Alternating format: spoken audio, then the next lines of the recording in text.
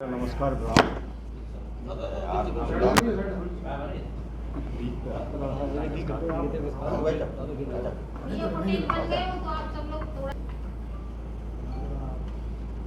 संसद में नेता प्रतिपक्ष और कांग्रेस के नेता राहुल गांधी ने अमेरिका में इंटरव्यू में कहा है कि कांग्रेस की स्थिति जैसे ही बनेगी वैसे ही हम SC ST OBC के आरक्षण को खत्म करने का विचार करें। इससे स्पष्ट होता है कांग्रेस छल करती है, कपट करती है। लोकसभा चुनाव से पहले संविधान के पवित्र राष्ट्रीय ग्रंथ को लेकर वो दलित आदिवासी पिछड़ों को भड़काते थे कि ये आपका आरक्षण खत्म कर देगी बीजेपी, 400 सीटें आ गई तो। और लोकसभा चुनाव में वोट कबाड़ने के बाद अमेरिका में जाकर वो आरक्षण खत्म करने की बात करते हैं। ऐसा पहली बार नहीं हुआ है। 1956 में काका कालिलकर की रिपोर्ट आई थी आरक्षण लागू करने की OBC की। नेहरू जी ने उसे खारिज कर दिया। 1961 में पंडित नेहरू जी ने मुख्यमंत्रियों को, राज्य के मुख्यमंत्रियों को पत्र लिखा कि आरक्षण से अक्षमता पैदा होती है और इसलिए हम इसके पक्ष में नहीं हैं। इंदिरा गांधी जी ने मंडल आयोग की रिपोर्ट भी उसको कूड़ेदान में डाल दिया या कहें उस पर विचार नहीं किया। 1985 में राजीव गांधी ने SC ST के आरक्षण, ये बुद्धू है, इस प्रकार का शब्द का प्रयोग किया। 1990 में राजीव गांधी ने लोकसभा में OBC आरक्षण का विरोध कर जबरदस्त विरोध किया। इसका मतलब साफ है कि कांग्रेस दलित विरोधी है, आदिवासी विरोधी है, OBC विरोधी है, आरक्षण विरोधी है। नेहरू जी ने भी कहा, इंदिरा जी ने भी कहा, राजीव जी ने कहा और फिर अब राहुल गांधी जी भी कह रहे हैं। और केवल राहुल गांधी नहीं कह रहे। जम्मू कश्मीर के चुनाव में नेशनल कॉन्फ्रेंस का जो घोषणा पत्र जारी हुआ है उसमें कहा गया है कि नेशनल कॉन्फ्रेंस की अगर सरकार आ गई तो हम आरक्षण खत्म कर देंगे। केवल इन्होंने ही नहीं कहा, राहुल गांधी के बयान कर हरियाणा में भूपेंद्र सिंह हुड्डा ने भी उस बयान का समर्थन किया है कि राहुल गांधी ने जो कहा है अमेरिका में, मैं उसका समर्थन करता हूं। यानी कि हरियाणा में भी कांग्रेस अगर स्थिति में आएगी तो आरक्षण खत्म करेगी, ये समर्थन उन्होंने किया है। मैं इसके अलावा और बताना चाहता हूं, एक तरफ कांग्रेस आरक्षण संविधान खत्म कर देगी, 400 सीटें आ गई, ये कह रही थी लोकसभा के पहले, और लोकसभा के बाद खुद कह रहा है कि आरक्षण खत्म कर देंगे। लेकिन भारतीय जनता पार्टी का स्टैंड लोकसभा चुनाव के पहले था, वही आज है। आदरणीय नरेंद्र मोदी जी ने, हमारे प्रधानमंत्री जी ने कहा कि जब तक मोदी और भाजपा है तब तक आरक्षण और संविधान को खरोंच भी नहीं आई। हमारे गृह मंत्री जी ने भी कहा है भाजपा जब तक है आरक्षण खत्म नहीं करेगी। यही हमारे राष्ट्रीय अध्यक्ष नड्डा जी ने भी कहा और ये लोकसभा के पहले भी सभा में कहा था और आज भी यही बात कह रहे हैं। इसका मतलब ये है कि भारतीय जनता पार्टी दलित और आदिवासी और पिछड़े वर्ग की हितैषी है और कांग्रेस इन वर्गों की विरोधी है। मैं कुछ उदाहरण आपको और देना चाहता हूं। कांग्रेस केवल दलित आदिवासी पिछड़े की आरक्षण विरोधी नहीं बल्कि संविधान विरोधी भी है।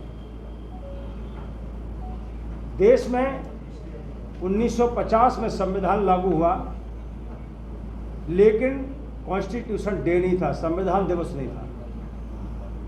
नरेंद्र मोदी जी ने 2015 से हिंदुस्तान में संविधान दिवस सरकारी स्तर पर मनाना चालू किया और केवल कार्यपालिका ही नहीं बल्कि न्यायपालिका भी 2 दिन तक संविधान की शपथ दिलाने का काम भी करती है, क्योंकि आदरणीय प्रधानमंत्री जी कहते हैं संविधान भारत का हमारे लिए राष्ट्रीय ग्रंथ है, क्योंकि ये सभी पर लागू होता है। मोदी जी ने 2 दिन तक 2014 के बाद 15 में संसद के भीतर देश में पहली बार संविधान पर दिन रात चर्चा कराई कि लोगों को मालूम पड़ना चाहिए कि संविधान आखिर है क्या, उसको अधिकार क्या है, कर्तव्य क्या है। लेकिन दूसरी तरफ धारा 370 बाबा साहब अम्बेडकर के मना करने के बाद भी एक देश एक संविधान का पालन नेहरू जी ने नहीं किया और जम्मू कश्मीर में धारा 370 लगाकर आदिवासियों और एससी के लोगों का आरक्षण खत्म कर दिया। वहाँ नौकरियों में आरक्षण नहीं मिलता था, विधानसभा में आरक्षण नहीं मिलता था। जैसे ही नरेंद्र मोदी जी ने और गृह मंत्री जी ने धारा 370-35 से ख़त्म की, वहाँ दलित आदिवासियों को नौकरियों में आरक्षण मिलना चालू हो गया। नंबर 2, परिसीमन चुनाव आयोग ने किया, पहली बार आदिवासियों को 9 सीटें आरक्षित की गई हैं और एससी को 7 सीटें आरक्षित की गई हैं। आज जो चुनाव हो रहा है वो आरक्षित सीटों पर ही हो रहा है। जब देश में उत्तर प्रदेश में आरक्षित सीटों पर चुनाव होता है, मध्य प्रदेश में चुनाव होता है, तो जम्मू कश्मीर में भी आरक्षित सीटें होनी चाहिए थी। लेकिन कांग्रेस ने जानबूझकर दलित और आदिवासियों के अधिकारों को छीना। 1975 में अपनी कुर्सी बचाने के लिए इंदिरा गांधी ने आरक्षण की आत्मा को कुचला, मारा, प्रेस मीडिया की आवाज़ को छीन लिया, न्यायालय के अधिकार सीमित कर दिए और अव्यवस्था की स्वतंत्रता जो आम आदमी को मिली थी उसको भी तानाशाही पूर्वक छीनने का काम किया। ये केवल संविधान विरोधी नहीं है, आरक्षण विरोधी नहीं है, बाबा साहब अम्बेडकर विरोधी भी है। 1952 का लोकसभा चुनाव में बाबा साहब अम्बेडकर को हराने का पाप कांग्रेस ने किया। 1954 में भंडारे का लोकसभा उपचुनाव हुआ, उसको भी हराने का काम कांग्रेस ने किया, यानी कि अम्बेडकर को सामाजिक और राजनीतिक जीवन समाप्त करने का षड्यंत्र कांग्रेस ने किया। केवल यही नहीं किया, राहुल गांधी जी की मृत्यु होती है और 1 साल बाद भारत रत्न का सम्मान मिल जाता है, हमें कोई आपत्ति नहीं है।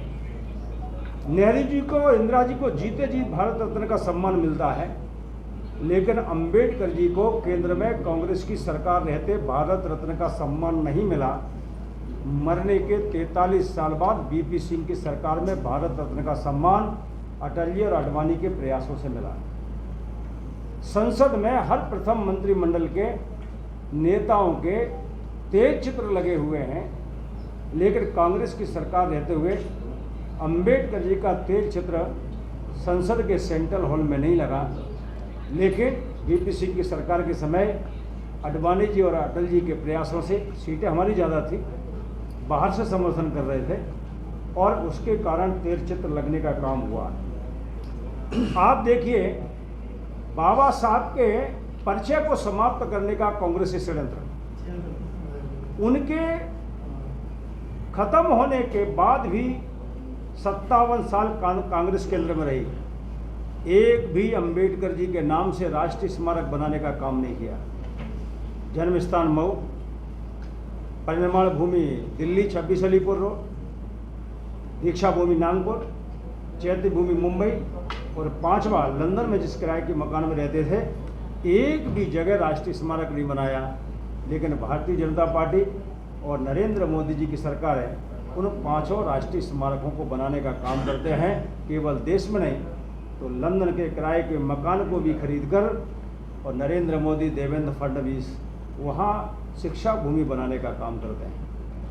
इससे स्पष्ट होता है कि कांग्रेस केवल दलित आदिवासी पिछड़ा विरोधी नहीं है, आरक्षण विरोधी नहीं है, बल्कि संविधान विरोधी भी है और अंबेडकर विरोधी भी है।